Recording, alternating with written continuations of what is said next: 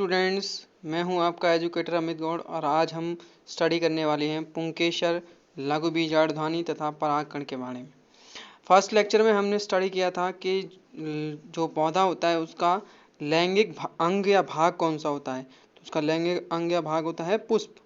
और यहाँ पर हम उसी पुष्प के एक भाग के बारे में थोड़ा डिटेल में स्टडी करेंगे। तो सबसे पहले हम बात करते हैं पुंकेसर की। पुंकेसर क्या होता है? पुंकेसर पुष्प का नर भाग है, ठीक है। जो कि दो प्रमुख भागों से मिलकर बना होता है, जिसमें दो भाग होते हैं, पुतंतु और परागकोश। यहाँ पर देख सकते हैं आप, ये पुतंतु और ये परागकोश है, ठीक है। ओके, आगे नेक्स्ट पॉइंट है, परागकोश पुतंतु के ऊपरी सिरे से जुड़ी होती है। जो परागकोश होती है, यानी इंग्लिश में जिसे एंथर बोलते हैं, वो पुतंतु के ऊपरी सिरे से जुड़ी होती है। पुतंतु का निचला सिरा दलपत्र से जुड़ा होता है, यानी ये जो निचला सिरा है, ये वाला भाग, ठीक है, ये किससे जुड़ा होता है? दलपत्र से। दलपत्र यानी कि वही जो आपकी पंखुड़ियाँ होती हैं या पेटल्स कह सकते हैं उन्हें, ठीक है, तो उनसे ये जुड़ा होता है। अगला पॉइंट है, पुंकेसरों की संख्या एवं लंबाई विभिन्न प्रजाति के पुष्पों में भिन्न भिन्न होती है।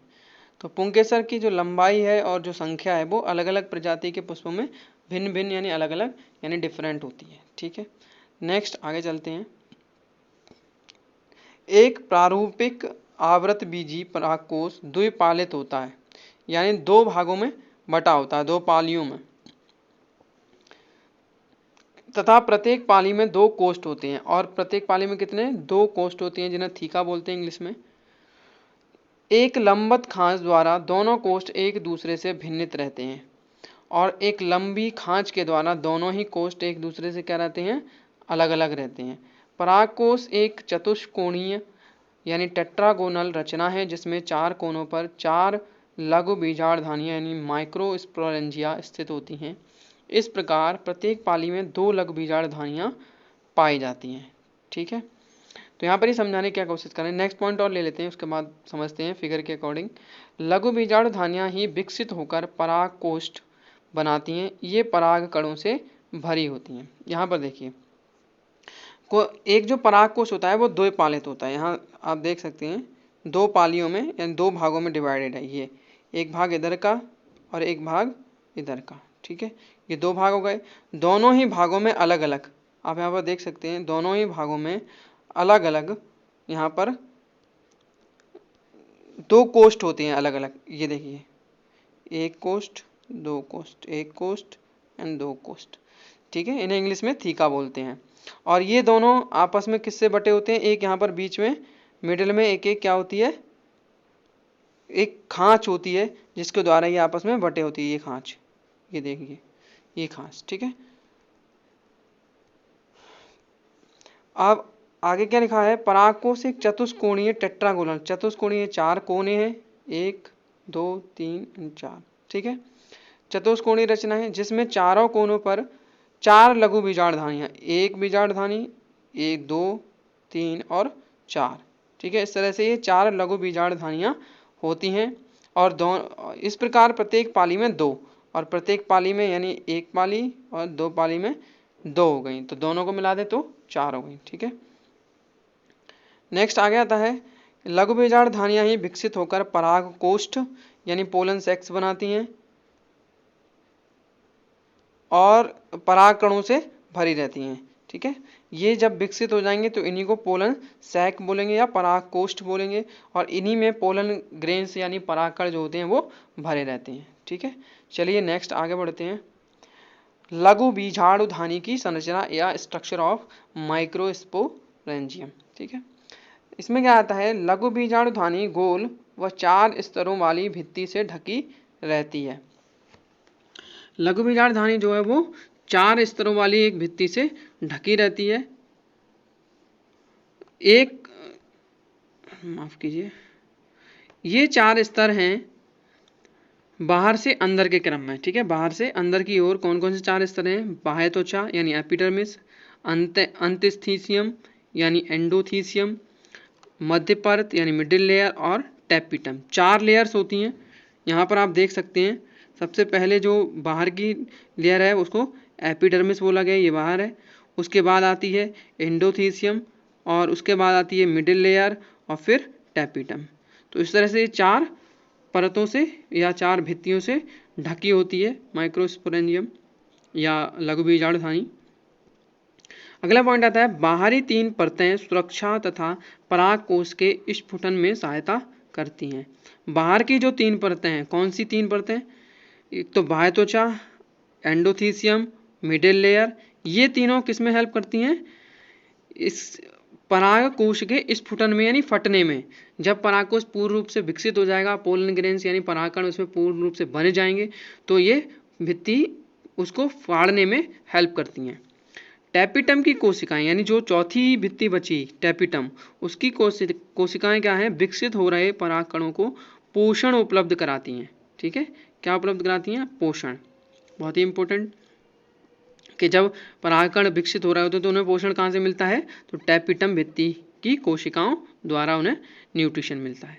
उसके बाद अगला पॉइंट आता है अपरिपक्व बीजाणुधानी के केंद्र में समांगी कोशिकाओं का समूह होता है जिसे लघु बीजाणु जन ऊतक कहते हैं। ठीक है, तो जो अगर ये माइक्रोस्पोरेंजियम या लघु बीजाणुधानी अपरिपक्व होती है यानी पूरी तरह से डेवलप नहीं होती है, उस केस में क्या होता है? इसमें इसके सेंटर में कुछ समांगी यानी एक समान कोशिकाओं का एक समूह होता है जिसे लघु बीजाणु जन ऊतक कहते हैं या स्पोरजिनस टिश्यू कहते हैं।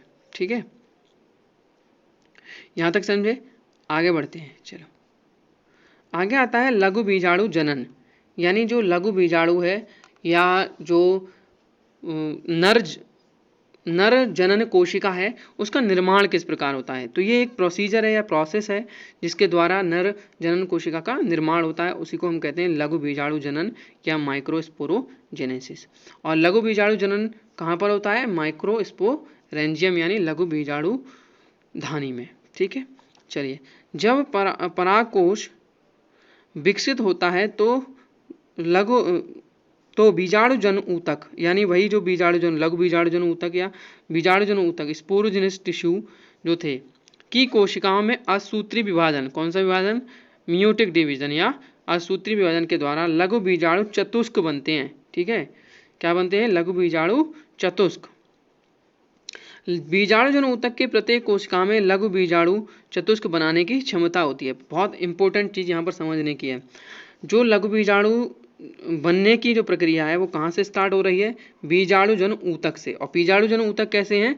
डिप्लॉयड हैं। ठीक है, कैसे हैं? डिप्लॉयड यानी कि कैसे हैं? द्विगुणित हैं, यानी इनमें उनके कंप्लीट नंबर ऑफ क्रोमोसोम्स होते हैं। इसके बाद इनमें अब मियोसिस होगा यानी अर्धसूत्री विभाजन होगा और उनसे क्या बनेंगे? लघु बीजाणु चतुष्क बनेंगे। ठीक, अब ये लघु बीजाणु चतुष्क जो होंगे, प्रत्येक लघु बीजाणु मात्र कोशिका को यानी इन्हीं को क्या कहते हैं?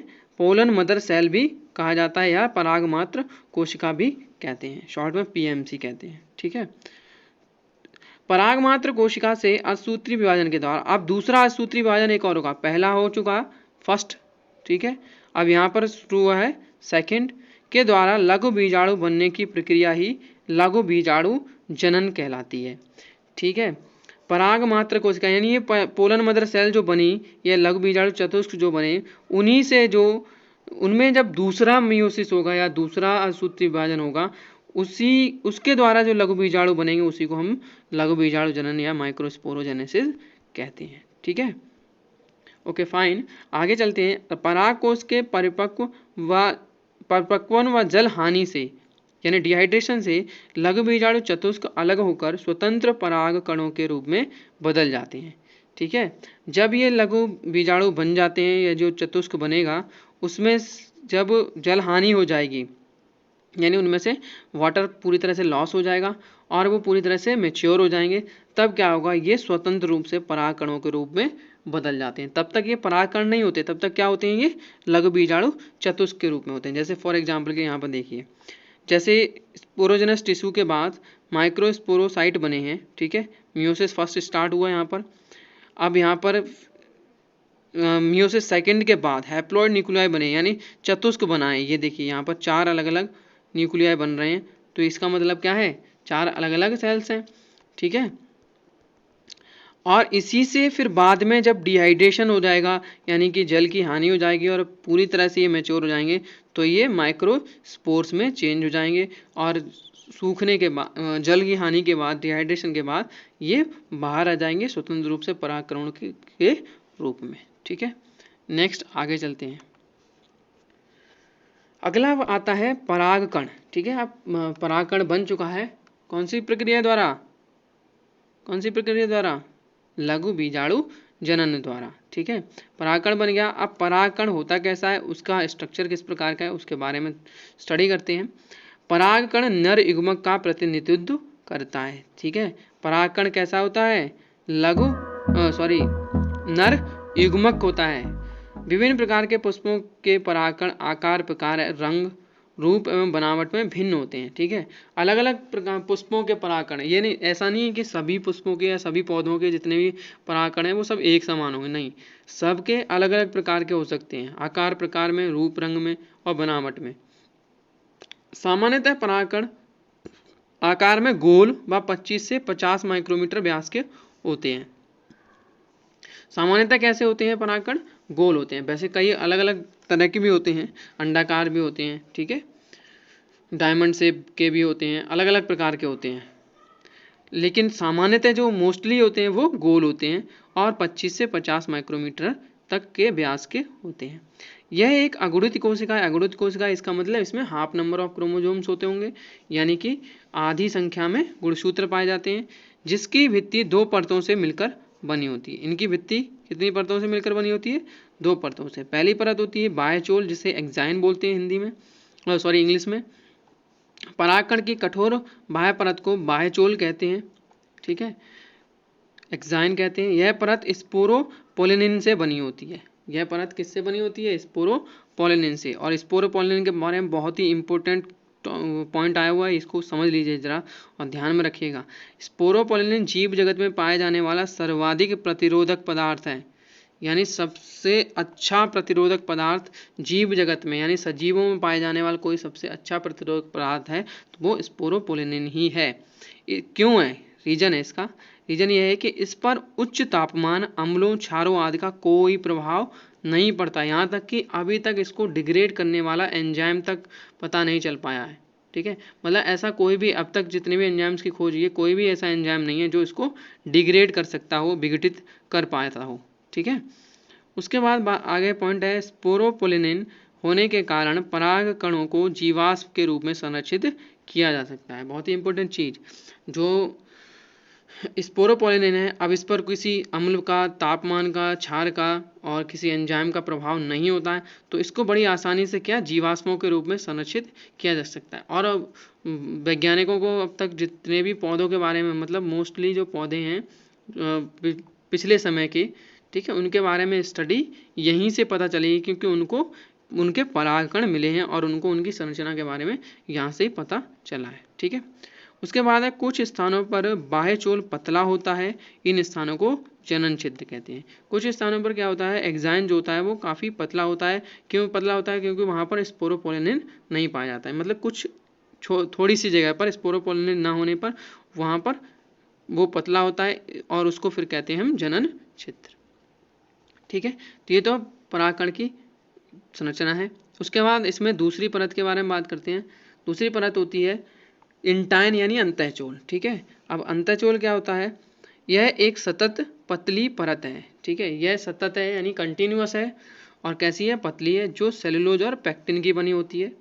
इसके ठीक नीचे प्लाज्मा मेम्ब्रेन होती है।